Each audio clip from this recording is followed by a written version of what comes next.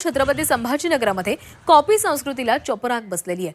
542 विद्यार्थ्यांचे निकाल रोखण्यात आलेले आहेत। सामूहिक कॉपीवर शिक्षण मंडळानं कारवाई केलेली आहे। संबंधित शिक्षक आणि कर्मचाऱ्यांवर गुन्हे देखील दाखल करण्यात आलेले आहेत। छत्रपती संभाजीनगरमध्ये कॉपी संस्कृतीला चोपराक बसले कारण 542 विद्यार्थ्यांचे निकाल रोखण्यात आलेले आहेत। सामूहिक कॉपीवर शिक्षण मंडळानं ही कारवाई केलेली आहे। संबंधित शिक्षक आणि कर्मचाऱ्यांवर गुन्हे दाखल करण्यात आलेले आहेत।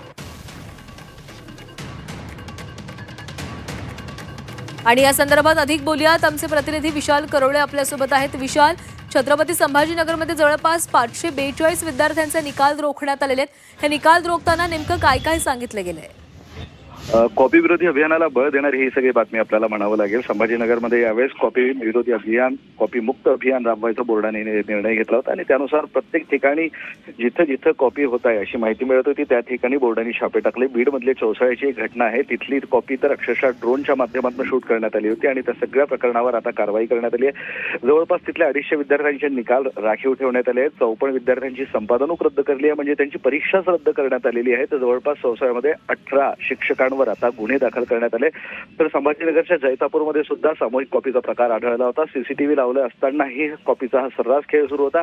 तिथली सुद्धा जवळपास आता 130 विद्यार्थ्यांचे निकाल राखीव ठेवण्यात आलेले आहे। काही विद्यार्थ्यांची परीक्षा रद्द करण्यात आलेली आहे, तर 24 शिक्षकांवर गुन्हे दाखल करण्यात आलेले आहे। कॉपी चालणार नाही, खपवून घेणार नाही, हा विद्यार्थ्यांच्या जीवाशी खेळ आहे असं बोर्डाचं म्हणणं आहे। या सगळ्या प्रकाराची चौकशी सुरू आहे।